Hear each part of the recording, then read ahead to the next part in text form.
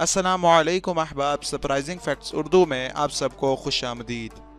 नाजरीन, जैसा कि आप सभी जानते हैं कि 14 अगस्त पाकिस्तान की आज़ादी का दिन है और इस दिन को पूरे पाकिस्तान में बड़े ही जोशो खरोश से मनाया जाता है। लेकिन आप बहुत से ऐसे हकाइक 14 अगस्त के बारे में नहीं जानते जो आज की इस वीडियो में मैं आपको बताने जा रहा हूँ।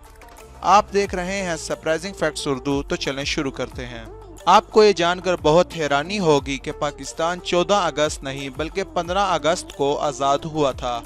इंडिपेंडेंस एक्ट 1947 के तहत पाकिस्तान के हाथ में पावर 14 अगस्त 1947 को रात को 12 बजे आई थी और रात के 12 बजे को देखा जाए तो उस टाइम तक 15 अगस्त हो चुकी थी।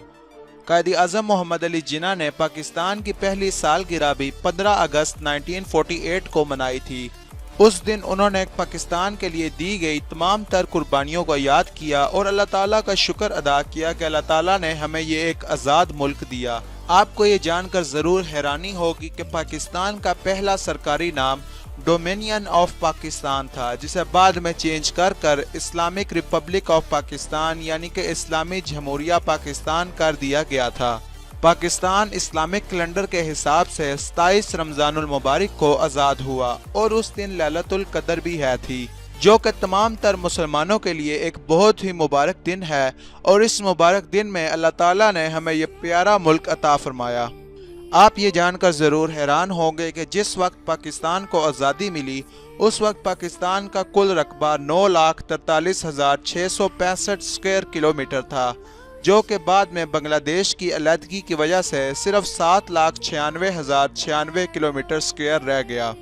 कायद आज़म मोहम्मद अली जिन्ना को पाकिस्तान का पहला गवर्नर जनरल बनाया गया। पाकिस्तान और इंडिया दुनिया के वो वाहिद दो मुल्क हैं जो कि कौमियत के बुनियाद पर अलहदा हुए हैं, यानी कि मुसलमान हिंदुओं के साथ रहना नहीं चाहते थे, इसलिए मुसलमानों ने अपना एक अलहदा मुल्क पाकिस्तान बनाया।